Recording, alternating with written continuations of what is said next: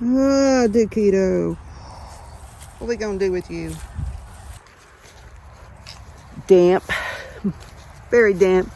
Chilly. Joint achy kind of weather. Why do I have all this makeup on, you say? Well, I'm appearing in public. For the most part lately, I haven't cared about that very much. But we're fixing to do some Christmas caroling in this icky weather. But that's not what I'm here to talk about. You'll see a video about that later. So, Duke has become a little territorial regarding me. He thinks I'm his person, I guess, or his mama or whatever. And if I take out Buster Brown, who you know from the other videos, and come back in with him, sometimes, not all the time, he'll go after him. And yesterday, I was outside for 5 minutes on the porch with Buster before we came in because Buster wanted to bark at the people going by. So I guess that got Duke extra worked up. So when we came in, Buster was minding his own business and Duke jumps on him. So I have to grab Duke by his harness and remove him from, which of course that excites the parents. And my mom gets very excited. And I've learned in my old age that when she gets like that, it triggers like modes in me to react. And now I've learned to not let those control me. Triggers. I don't really like that word. So many people use it like they use gaslighting and other terms that they don't necessarily totally understand. But growing up, my mom would have these like almost panicky, like the house was burning down kind of reactions to certain things. Now, I assume this stemming from a childhood of disciplinarians and fighting, parents fighting and all that. Because, see, my grandparents were good, excellent people. Don't get me wrong. But they got married rather quick. It was a World War II marriage. They knew each other, I think, a few weeks. So they didn't really know each other until after they got married and had kids. So they fought a lot. There were two different personalities. And I guess that's part of, because my mom's kind of a sensory overload type person. She can't handle a lot of sensory overload anyway, but since she had her aneurysm, she definitely don't like a lot of sensory overstimuli. So she's freaking out. Oh, that dog's going. Oh, she's the one that got the dog here in the first place. And this is why I'm outside right now. But anyway, so I contact someone who's an animal rescue person that we are related to. And she's looking into stuff. And she said, yeah, these dogs can be territorial with their people. And she's had to separate her pit and the lab because of the same kind of reason. And about getting a kennel and all this. Well, I said something about that to them, and my dad overreacts because he thinks someone's taking his dog, and that ain't gonna happen. But I can't make them understand that. And my sister wanted to build a fence originally so this dog could just go out on its own, do its thing, come back or whatever. I'm 50, and anybody that wants to judge the fact that I live with my elderly parents, please remove yourself from this channel. It started off as when I left, my ex-husband moved back across the country. Me and my young son had nowhere else to go because he had rented out the house to some people who trashed it and then rented out to somebody else who didn't. But anyway, that's where I was. Then financially, that's where I had to stay. And then as they got older, it's best that I don't leave. And rent is entirely too expensive. It's ridiculous around here. I mean, old remodeled houses in the middle of town go for like $200,000. This is a town. People don't have any, there's no industry here. But, especially since the hurricane. But anyway, I digress.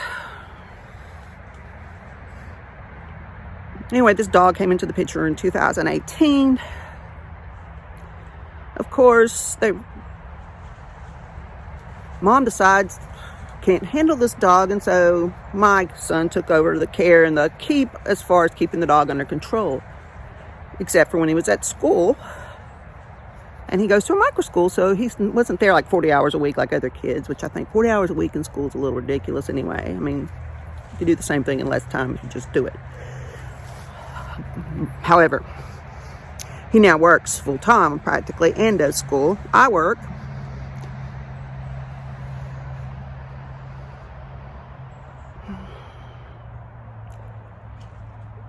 But now Anthony's attached to this dog. I bonded with the dog because it's always with me when he's at work. But when we both have to be gone, like what will be happening in the next 30 minutes, I guess he's going to be in his kennel. But I don't know if they're going to let him out, get tired of him barking. He'd be better off in Anthony's room, but I don't know, because he has separation anxiety from spending so much time with Anthony, sometimes me, that he'll go to barking and carrying on until he just works himself up and poops all over the floor, even if he just poops. I don't know what he's doing now. He got himself tangled up in here.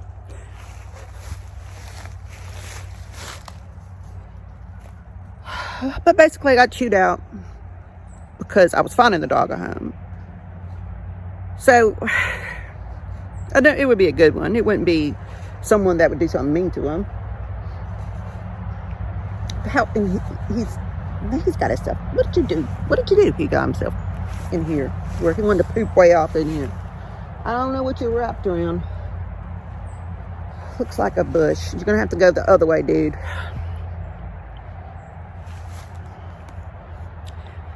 But I don't know. When your parents get older, they tend to revert on some things. Like, we would have never been allowed any dogs in the house as children. Heck no. Now these dogs they get more attention than we ever did as kids. Let's put it that way. I just don't understand. This is why I didn't study geriatric psychology. Anyway, life of the middle-aged caretaker. Even though I'm not like keep taking care of them totally. I'm just making sure they're what's that word? Safe, or trying to. But I feel like I can't do anything. I feel like I'm supposed to go Christmas caroling in this nasty weather in a little while, and I feel like I should be staying home to babysit this dog because Anthony went to work. And now I've got to untangle whatever he did here. So I'm just like, wondering if anybody else deals with these kind of things. I know a few people that take care of older parents, but this is a unique situation because someone asked me the other day if we got someone to do that, say sit with them while I got to go do something. And I was like, I laughed. I was like, my daddy ain't gonna let no stranger in his house to sit with him. He thinks he don't need nobody keeping an eye on him. As far as he's concerned, he's keeping an eye on me, and I just let him think so. This will be the one YouTube video of mine he watches, and then he'll gripe at me. But okay. I'm not the type that cares about if somebody knows something that everybody else already knows, but whatever. I got to get Duke out of there. Well, he's out, but his lunge line is not. See ya on the choir singing, whatever you want to call that, we're doing in a little while.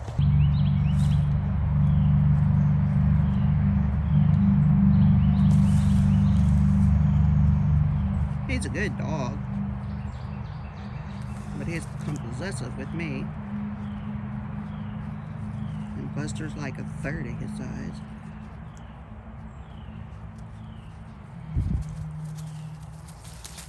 And I thought, did he ever get a hold of Cat?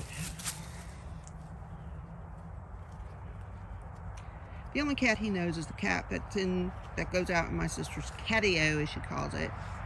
But he genuinely looked interested in it in a playful way. But once he probably got smacked by a cat, he'd probably eat it. I don't know.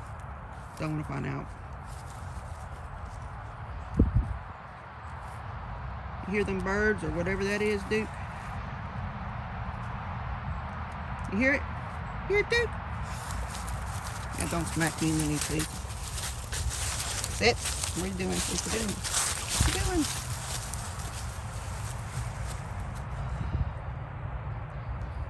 If you're wondering what I'm doing, I'm trying to roll up his lunch line. So, while he listens to the bird noises and the traffic noises, sniffs the air in a dog-like fashion.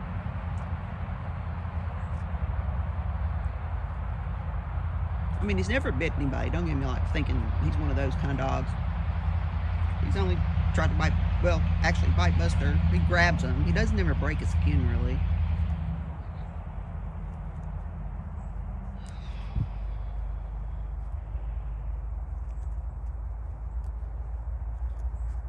All right. Let's go back to the house. Come on. Let's go. Let's go, dude.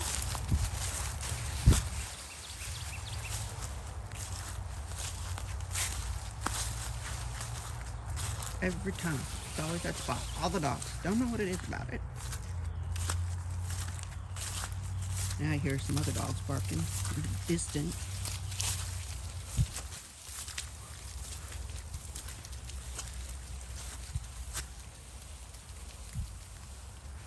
All right, back to the house. See ya on the back of the trailer singing.